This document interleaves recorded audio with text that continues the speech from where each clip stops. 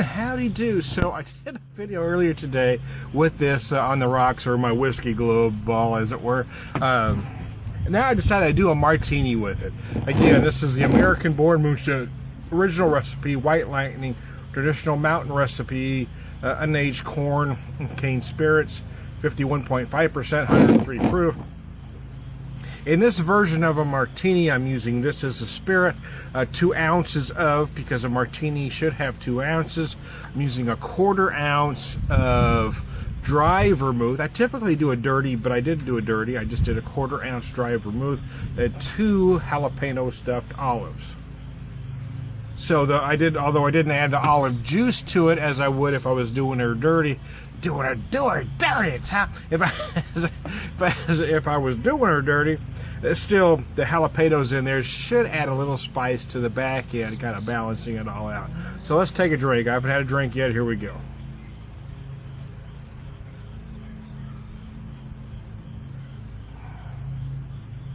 Oh yeah, you know, I've never been a fan of gin. I don't care for the juniper. Typically when I have a martini, I use a vodka, but vodka really is just a showcase for everything else. If I'm using a good vodka, I'm not necessarily tasting it. I taste the vermouth or the olive juice, as it were. In this particular sense, I'm using my Shaker's original American vodka glass that my wife found at a thrift store because it makes a nice cocktail glass. Now I know what this spirit tastes like by itself because I've tried it that way, and I know it does have a little bit of sweetness to it. What that dry vermouth does is kind of balance out that sweetness, kind of evens it all out.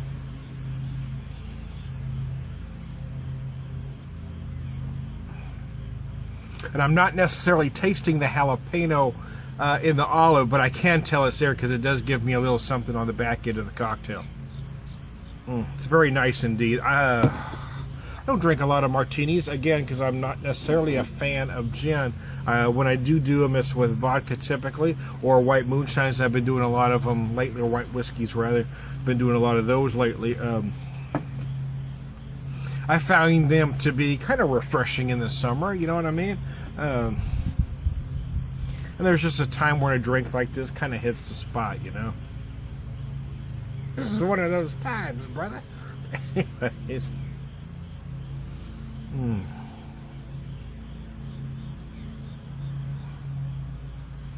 Oh yeah, babe, that's what daddy like. I'm serving this straight up, which means it's chilled with no ice in it. And a drink like this really is best served cold, as I said here. I do, when I drink these white whiskeys, or moonshines as it were, I do prefer them cold. You know, I gotta tell you, this one at 103 proof, I'm just not tasting that burn that sometimes you taste in whiskeys such as this, or whiskey spirits. I don't know if it's an aged corn whiskey, so there you go.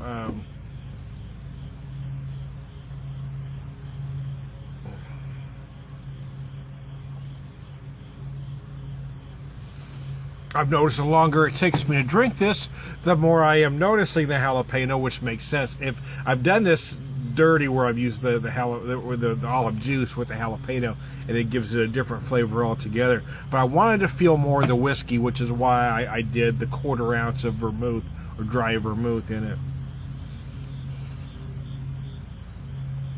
Oh, very nice indeed, actually.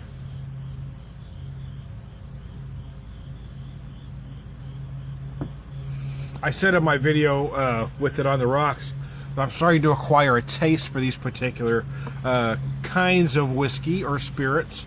I do like the aged spirits because I love the feel of oak with the charred oak. The charred American white oak does to whiskey. And it took me a long time too, because I didn't used to really enjoy this type of whiskey that's unaged. But now I'm starting to understand it better and kind of feel its intricacies as well before it's aged. I have before aged some of these myself, not in a traditional way. I've had, you know, a mason jar with some oak chips that I've kind of aged myself. I know it's not quite the same thing, but it does give you the idea. And I've had some that I've aged for a year or so, and they turn out rather tasty.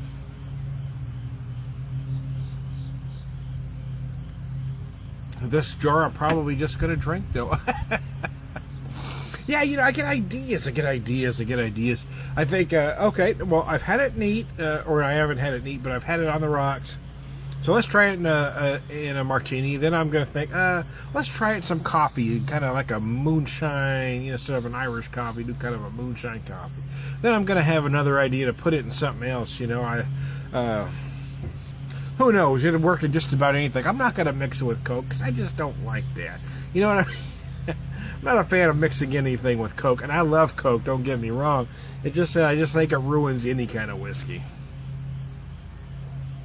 Just don't dig it, man.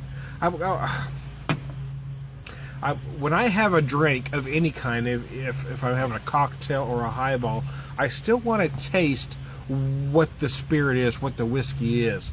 What the alcohol is that I'm using. I don't want to cover it up with soda pop.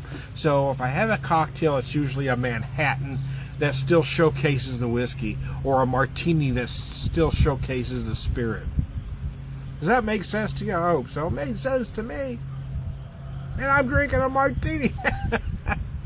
Anyways, I'm going to run long if I make you sit and watch me drink this whole thing. So, hey, I'm Tone the Beer Whisperer. Today I'm drinking my American-born Moonshine original recipe, fixed as a martini. 2 ounces of this, quarter ounce of quarter ounce dry vermouth, 2 jalapeno stuffed olives. This time the Beer Whisperer. We'll talk to you later.